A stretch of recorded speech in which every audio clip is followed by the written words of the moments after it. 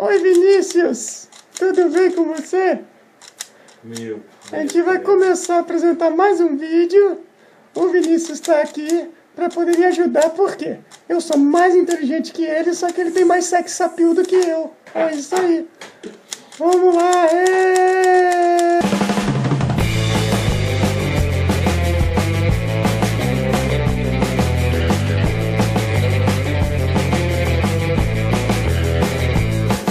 Filmes da Toca. Oh, estamos aí. Eu não pensei no nome ainda pra isso. O que você pensou? Rapaz, não dá nem pra saber direito, né? Porque a gente tá aqui falando sobre filmes e, na realidade, tentando unir com o nosso lado profissional também. Filmes que são aí úteis pra vocês que estão em casa, aproveitando o período de Páscoa, se entupindo de chocolate, né? Adquirindo acne, adquirindo uma série de outros problemas de saúde gravíssimos. Bom, a gente montou aqui um esquema meio, né, programa do Jô, só que o Jô agora é entrevistado, né? Isso aí. É o caneco do Jô. Vai da caneca. Tem que ser um caneco proporcional ao convidado, né? A ideia de fazer esse vídeo aí é o seguinte. Primeiro, a gente continua sem namorada. E como a gente não está com intenção de namorar um outro, né, a gente fica inventando. Puta, ficou até... Olhos nos olhos, quero ver o que você faz. Ao sentir que sem você eu passo bem demais. Nervoso, né? Tem algo. Tá bom. Então, como a gente não está com intenção de namorar um outro, a gente fica inventando coisas pra fazer e distrair a cabeça. Exatamente. E aí a gente pensou em fazer um pouco do que a gente faz no videocast da Toca do Delírio, que é comentar sobre filmes, sobre quadrinhos, sobre livro, só que focando em obras que vão estar relacionadas com o Enem, com o vestibular. Às vezes você vê num filme uma abordagem que transcende a sala de aula, né? Eles conseguem mostrar coisas que você, com mais recursos tecnológicos tivesse, não conseguiria apresentar para o aluno, ou não conseguiria fazer ele compreender daquele modo. Exatamente. Então os filmes eles são aí para colaborar realmente. A questão é você saber qual filme escolher para qual temática você quer estudar. Como a indústria cultural ela faz muita coisa ruim, a gente vai aqui meio que tentar ajudar com o que a gente conhece a filtrar para a galera aí que quer ter um momento de entretenimento, mas que ao mesmo tempo possa colocar alguma coisa de aprendizagem que tenha relação com o que você está se preparando, né? E aí o primeiro de todos, né, cada um escolheu um filme, a gente vai estar fazendo alguns vídeos aí para falar sobre eles, mas o primeiro de todos é O Senhor das Armas. Tudo a ver com o momento que nós estamos vivenciando. Crise na Ucrânia, invasão lá da Rússia, anexação da Crimeia, Donetsk está entrando nessa onda também. E um filme que ele fala um pouquinho desse colapso da antiga União Soviética e a entrada dela no mundo capitalizado e o grau de importância que a indústria bélica teve nessa transição e como ela ficou desamparada. Porque você, com o término da Guerra Fria, não tinha mais a quem ameaçar, as armas estavam lá em estoque, né? Você tinha que dar alguma utilidade para elas. A Guerra Fria era muito legal para vender arma, né? Para vender arma, exatamente. Por mais que não tivesse um conflito direto entre as grandes potências. Mas é justamente isso, né? Como você não tinha um conflito direto entre Estados Unidos e União Soviética. Mas eles ficavam alimentando uma série de conflitos, né, e rivalidades entre sistemas econômicos, ideológicos, por dois motivos. Primeiro, para poder tentar fortalecer o seu sistema ideológico. Segundo, que eles podiam lucrar com várias atividades econômicas em torno daquela guerra. A principal delas eram as armas, né? Sim, exatamente. Mas aí, você como cara da área da geografia, dá uma ideia aí antes de mencionar o filme assim. Depois da Guerra Fria, deslocou para onde esse foco aí do comércio de armas? Assim? Bem, hoje em dia a gente pode dizer que está mais concentrado aonde? Na realidade é interessante sua pergunta pelo seguinte motivo, e eu sempre comento isso com os meus alunos, né? Você tem a Guerra Fria que ela tem uma divisão ideológica e militar do globo. E você entra numa que muitos chamam de uma nova ordem mundial, onde essa divisão ela passa a ser econômica, né? Ela passa a ter outros interesses. Mas o comércio de armas, ele continua em voga. E pelo contrário, se antes você tinha uma certa não utilização dessas armas, até pelo medo de uma terceira guerra mundial a nível atômico, agora não tem mais esse medo. Você não tem mais a divisão leste-oeste do globo. Na sua reflexão, dá para pensar o seguinte: hoje a gente tem um risco muito maior de uma guerra de proporções muito maior de destruição do que tinha antes, só que hoje a gente tem menos medo do que tinha na Guerra Fria. Sim. A Guerra Fria, em tese, era um período de menos risco de guerra, justamente por causa do equilíbrio das forças. Porque o que acontece? Naquele período você tinha um marketing muito exagerado, né, para criar o medo. Nós que gostamos tanto aí de histórias em quadrinhos, a gente vê o Super-Homem, a gente vê uma série de heróis norte-americanos que eles foram criados, o Capitão América, que é herói mais norte-americano que o Capitão América. Tem sempre uma relação com a questão atômica. Com a questão atômica. O Hulk, por exemplo. O Rambo. O Hulk, o que fez ele passar a se tornar o monstro que ele se torna foi experiência com radiação. Exatamente. Com raios gamas, né, com radiação. E você tá hiper atual na nossa discussão sobre a União Soviética, porque olha a camisa, né? Camisa da seleção soviética, década de 70, foi, show de bola. Então o que acontece? Hoje em dia nós temos menos medo e pior, nós temos uma busca cada vez maior pela utilização das armas. Isso, por um lado, devido aos grupos terroristas, separatistas, mercenários que surgiram, e por outro lado, porque existe um grande lobby no mundo. Vide George Bush, está lendo ali nos seus livros, Streetwise Man, do Michael Moore, que ele fala sobre o quanto o George W. Bush, estava transformando os Estados Unidos num país terrorista, né? Numa nação de idiotas liderada por um idiota branco. E é o grande paradoxo, né? O discurso de combate ao terrorismo era o que mais promovia a doutrina Bush. A doutrina Bush, que virou a guerra ao terror, a perseguição ao eixo do mal, uma série de outras coisas. E nesse caso, nesse aspecto em especial, você vai ver ele sendo financiado as suas campanhas pela indústria petrolífera, pela indústria de armas. Então o cara, em retribuição, ele vai ter que caçar país com petróleo, ele vai ter que promover guerras, promover violência, porque isso dá retorno financeiro. Então hoje você pode notar uma política e uma cultura das armas muito maior do que era antes, né? E aí o papel principal de um ator que eu não gosto, mas por incrível que pareça, ele fez um filme assistível, que é o Nicolas Cage. Não sou fã do cara, não acho ele um bom ator. Inclusive eu estava até falando com você, eu acho que esse filme tem um grande problema, que é o Nicolas Cage. Porque o Nicolas Cage, Exato. Você não consegue ver ele nesse papel aí. Não, é demais. Você consegue ver ele, tipo aquele papel de Cidade dos Anjos, né? O anjo perdido e apaixonado. Ele tem cara de anjo perdido e apaixonado. Ele tem cara não tem cara de alguém que intermedia relações, né? Exatamente. Bélicas, né? E aí ele faz o papel de um ucraniano, mais um tema atual, né? Que foi educado nos Estados Unidos. Eu nem me toquei. E que a família é de base russa, ou seja, ele tem tudo pra ser um cara das armas e matar todo mundo. Nem tava me tocando, nem tava lembrando disso. Ele é ucraniano. Ele é ucraniano, ele acaba aproveitando o sucateamento da União Soviética, nessa transição de União Soviética para a Rússia, formação da CEI, né, Comunidade dos Estados Independentes. Ele se aproveita de tudo isso e tem acesso ao material armamentista russo. Ele pega esse material e começa a vender para grupos separatistas, para grupos terroristas, traficantes no Rio de Janeiro, e tudo. Todo mundo que quisesse comprar arma, ele vendia, sem pudores. E sem querer saber ou se preocupar com o que aquele cara realmente ia fazer no final. Óbvio que era praticar violência, praticar morte, até mesmo, quem sabe, genocídios. Rapaz, isso é parecido, sabe com o quê? Com o primeiro Homem de Ferro.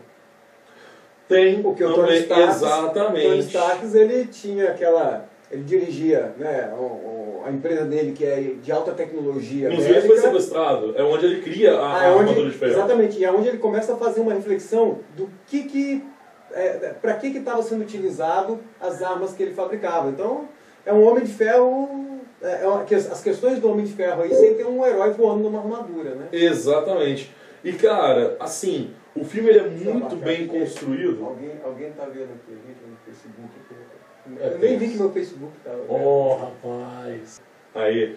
E aí o interessante é que você vai assistir o vídeo, o filme, e ele mostra do início ao fim esse problema geopolítico de você ter um país praticamente abandonado à própria sorte, um país cada vez mais ele é tomado por grupos mafiosos, a máfia russa, o Bratva, né, estão cada vez mais forte, e como algumas pessoas elas se aproveitam dessa situação para enriquecer. enriquecer aí com essa indústria de armas, que mesmo ela sendo legal ou ilegal, é a indústria que mais lucra no planeta. Droga, eu virei professor. Mas ainda tem outras duas indústrias que eu costumo dizer que quem ganha dinheiro no mundo hoje é com a desgraça humana, né? Impressionante isso. Porque a indústria que mais lucra é a indústria bélica, a segunda, se não me engano, é a farmacêutica. E se você for considerar ela uma indústria, a indústria das drogas, o tráfico de drogas é o terceiro. Mas é uma indústria. Na verdade, é um tema que nunca teve fora de contexto, né? Mas volta de novo a ser super exposto. O Robocop colocou essa questão, né? O último Robocop. O controle das armas, o não controle. O uso de armas pela sociedade. Na segurança pública, né? E aí entra o interesse das corporações. Eu fui assistir, no começo da semana, o Capitão América novo. E também coloca bem latente essa questão de novo, né? Porque você tem lá, a SHIELD está lançando um grande projeto de construção em massa daqueles porta-aviões flutuantes que ela tem, aqueles porta-aviões, né, voadores. Ela lança 3, e aí tem até um diálogo lá do Nick Fury com o Steve Rogers, né, que é o Capitão América, onde o Steve Rogers questiona, né, pô, mas a gente precisa disso? Precisa dessa força toda? Será que isso aí não é o que justamente vai promover a guerra, a violência? Tem esse questionamento aí sobre, né, qual é o verdadeiro objetivo, né, da indústria bélica no mundo. Outra coisa interessante, é baseado numa história real. Esse camaradinho ele realmente mesmo, existiu, né, esse senhor das armas, né, esse comerciante internacional de armas. Mas o pior de tudo, cara, é você enxergar que o senhor das armas ele foi preso, foi condenado, está pagando por tudo que ele fez de errado, mas as coisas estão piorando, e o pior, piorando e a situação ela está aumentando com o financiamento e com a pesquisa, busca dos próprios governantes. Sim. Veja o que vem acontecendo numa espécie de guerra robotizada, né? Não chegamos ainda no nível do Robocop, mas nós temos aí os drones. Sim. Eu não me esqueço também de um episódio que aconteceu na invasão do Afeganistão, do Iraque, que eles falavam muito sobre... Eu estava tendo até aula com você sobre isso. Eles são sobre as armas inteligentes. Né? Você direciona, elas vão lá e matam. Aí tinha aquele míssil Tomahawk. E aí o cara falando, não, erro zero, a gente está tudo programado, aqui satélite, não sei o quê. E aí eles lá no mar da Arábia atiraram um míssil Tomahawk, era para atingir o Iraque. Ele foi na direção oposta de uma igreja na Bulgária. Matou uma série de velhinhas rezando. Então você vê que essa história de mísseis teleguiados, ou então de guerra inteligente, guerra robótica, sem danos à vida humana, aos direitos humanos, ela não existe, é uma grande falácia, né? Sim. Isso aí. Então aí a nossa primeira recomendação para você que está aproveitando o feriadão da Páscoa, O Senhor das Armas. Muito bom filme para assistir na Páscoa aí, momento de ressurreição, né? Isso, ressurreição da nova velha ordem mundial, exatamente. E aí, pô, nessa mesma temática, né, que se relaciona com a Guerra Fria, com o uso de armas, com o conflito bélico, né, entre grandes potências. Cultura da violência, de modo geral. Exatamente, a gente tem, que já é considerado um grande clássico, né, que é o The Day After, O Dia Seguinte. Esse filme é mais antigo, né, ele é de 1986, se eu não me engano. E em 86, assim, você já tinha meio que um relaxamento da Guerra Fria. Já estava num processo de abertura da União Soviética. A vitória norte-americana era iminente, né? Exatamente. Mas ainda assim, os países tinham armas nucleares. Ainda assim havia aquele medo de uma guerra nuclear e que seria a terceira e, consequentemente, a última guerra pelo poder de destruição das armas nucleares, né? Você já deve ter falado em sala de aula, eu já falei também nas aulas com meus alunos, né? A sensação que existia nessa época. Você é mais novo que eu, um pouquinho só, pouquinha coisa, né? 86 eu estava sendo fabricado, na realidade. Exatamente. Né? E assim, eu vivi a década de 80, né? Então a década de 80, minha infância e início da adolescência foi na década de 80. E existia, assim, esse clima realmente, né? Paranoico. A pergunta que a gente mais fazia era justamente para os pais, era essa, né? E se realmente tiver essa guerra que estão falando, vai morrer todo mundo? Né? Vai sobrar alguém? Porque isso era conversas, né? do cotidiano, né? E você tem esse contexto da Guerra Fria, onde Estados Unidos e União Soviética, como a gente já falou, disputava o controle ideológico do mundo. E nessa disputa havia também interesse em investimento cada vez maior em armas que pudessem ser cada vez mais poderosas, com a capacidade de destruição cada vez maior. Porque o país que tivesse esse poder de destruição poderia intimidar o outro. Isso levou àquela corrida armamentista, né, que a gente sempre fala, que é uma corrida militar e onde igualou as forças. E aproveitando esse pavor, esse medo, né, essa angústia da sociedade, foi feito esse filme, O Dia Seguinte, que, no resumo da ópera, o que ele propõe? Ele propõe o seguinte, a premissa é a seguinte: se essa guerra acontecer, o que vai acontecer com o mundo? Como que o mundo vai ficar depois de uma guerra nuclear? E ele é muito bom. Por isso o Dia Seguinte, né? Por isso o Dia Seguinte. Eu não assisti o filme. Mas ele é bom, sabe por quê? Porque ele não se limitou a isso, né? Ele é muito legal porque ele mostra 3 momentos. Os 3 momentos cruciais. Aqueles que antecedem o lançamento dos mísseis, e todo mundo na situação lá do filme, todo mundo sabe que os mísseis estão para ser lançados a qualquer momento, e eles são lançados, e tem esse momento muito, muito tenso, que são os 30 minutos que leva para o míssil sair lá da União Soviética e chegar nos Estados Unidos, né? Então, eles sabem que lançou, e aí já viu, né? Caos. Aquele pavor, aquele caos, né? Esse é o primeiro momento. Esse é o primeiro momento. O segundo momento é o momento realmente da explosão, né? O problema assim, é que em 1986, né, os efeitos especiais na época eram efeitos bem basicões, bem básicos, assim, coisas bem rudimentares, né? Muita coisa com stop motion.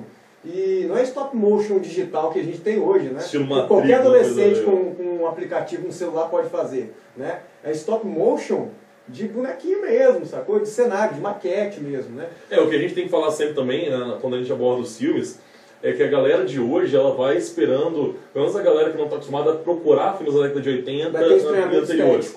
Vai ter um instrumento estético com certeza, mas não se deve perder pela história do filme. Exatamente. Você, para poder o filme ser útil para você enquanto uma informação, você não pode se apegar com preconceito por conta da produção, que é uma produção, né, de 20, 25 anos atrás. Né? Mas o filme é muito bom. Ele é muito bom, porque ele consegue produzir aquele nível de tensão que provavelmente as pessoas tinham, não só no momento da guerra, mas os momentos anteriores também. E ele tem questões, só para concluir esses 3 momentos, né? Tem esse primeiro momento, que é o momento que antecede a explosão. O momento da explosão. Tem o momento da explosão e tem o terceiro momento, que é o dia seguinte, que é como que ficaria o mundo após essa... E apesar de ser um filme antigo, né? Apesar de ser da década de 80, né? Apesar de você ter recursos tecnológicos e de efeitos especiais bem inferiores, mas o momento depois da explosão, como ficaria o mundo, eles conseguiram retratar de uma maneira bem interessante. Porque é uma situação que nem precisa de muito recurso de efeito especial. Você pega uma região destruída, né? Pode até ser uma região que já sofreu com guerras mesmo. Eles provavelmente tiveram algum trabalho para poder tentar reproduzir aquela situação das cinzas que ficam caindo durante muito tempo depois da explosão ainda, né? Aquele ambiente cinzento, né? E tudo. Até mesmo por causa da incineração, né? De grande parte, né? Do ponto zero. Enfim. Mas eles conseguiram reproduzir o que seria a humanidade depois disso, né? Humanidade depois e humanidade antes, porque antes da bomba explodir, a tensão leva... eles mostram vários núcleos diferentes. Tem uma família de fazendeiros lá, por exemplo, que a menina ela fica angustiada porque está prestes a explodir, né? Uma adolescente, uma família, né? De fazendeiro com seus filhos, né? E a adolescente, ela, acho que deve ter uns 16, 17 anos, ela fica angustiada, ela tem um namoradinho de moto, né? Então, ela fica angustiada porque ela não vai transar, né? E parece uma coisa boba. Caraca, a gente já tá até hoje nessa e não tá angustiado mais. A gente já acostumou. Já, pô, bobeira isso, cara. Mas... Ela fica... Parece uma coisa boba, mas não é, porque são planos, né? Lógico. Você tem... Com 17 anos ainda, você tem toda uma expectativa de que você pode fazer. Pô, você tem um panorama para a sua vida, né? Você já tem, de certo modo, algo construído do que você quer ser, fazer e acontecer, né? Que aí, indiretamente, de maneira bem direta, mas entra aqueles questionamentos filosóficos sobre a morte. Claro. Né? Que é uma grande questão filosófica a morte até hoje, né? Sabe o que você comentando sobre isso aí me lembrou muito do Watchmen? Por quê? Ué, porque no Watchmen você tem a questão da bomba atômica, ela explodindo, e aí é que entra, né, até a possibilidade de um futuro, como ele seria. No caso do Watchmen, um futuro de paz. E o que o aluno, quem está assistindo a gente, né, assim, minha madrinha e minha ex-namorada e seu sobrinho, eles podem esperar desse filme, em termos de aprender? O que ele pode ver? Assim, eu acho que aquilo que eu tinha falado, ele é muito interessante para uma geração que não viveu aquilo, ver a angústia. Para uma geração que não viveu, ter uma dimensão de como é que era tenso você viver sobre a sombra da possibilidade de uma guerra, né? De uma guerra iminente. Por quê? Porque você teve essa geração.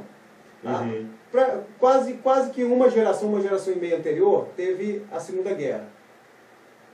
Anterior a isso, você teve a geração logo anterior à Segunda Guerra que viveu a primeira. Essa geração aqui agora, ela está bem distante, apesar daquilo que a gente falou. Da violência, né, no Senhor das Armas. Mas essa guerra numa dimensão muito grande, igual você tem muitos lugares do mundo que vivem um dia de cada vez, porque não dá para fazer planos por causa dos conflitos cotidianos, né? Essa geração e aí que entra muito de uma crítica até aos jovens brasileiros, né? Porque muitos acusam os jovens brasileiros de não ter uma bandeira. Então, às vezes, assistir a algo do passado realmente é interessante para te colocar naquele momento. E aí, que você até está pensando nisso, né? Questão até de uma redação, quem sabe, né? Você poder colocar melhor os sentimentos expressos ali na época. Todas essas coisas que a gente está falando, obviamente, vai servir como instrumentalização para poder argumentar qualquer coisa. Verdade. Não tínhamos pensado nisso. Bacana. Bom, esse acabou aqui, porque esses vão ser curtos. A gente vai gravar outros agora. A gente vai continuar. Por exemplo, a gente vai mudar de roupa, tá? Então, por favor, não reparem isso. Vocês vão pensar que a gente está 5 dias aqui. Não. Ou pode, né? Sei lá. Ninguém precisa saber. A gente está gravando. A gente vai gravar alguns aqui e aí a gente vai soltando devagarzinho. Mas foi isso aí. Se você gostou, dá o joinha em algum lugar aqui, sei lá. Isso. Né? Porque se você compartilha com a sua família. Se você não der o joinha, a gente vai achar que ninguém está vendo. Ninguém está vendo, né? A verdade é. A gente já se acostumou com essa ideia, mas pelo menos assim, cara, você viu que é um vídeo nosso? Clica no joinha, não precisa nem assistir. É só iludir a gente. A gente é alienado. E se a gente achar que ninguém está vendo, ninguém está gostando, a gente vai ficar desanimado de fazer, né? E a gente gosta de fazer isso. Lógico, estamos aqui para isso. Beleza. Falou, até daqui a pouco.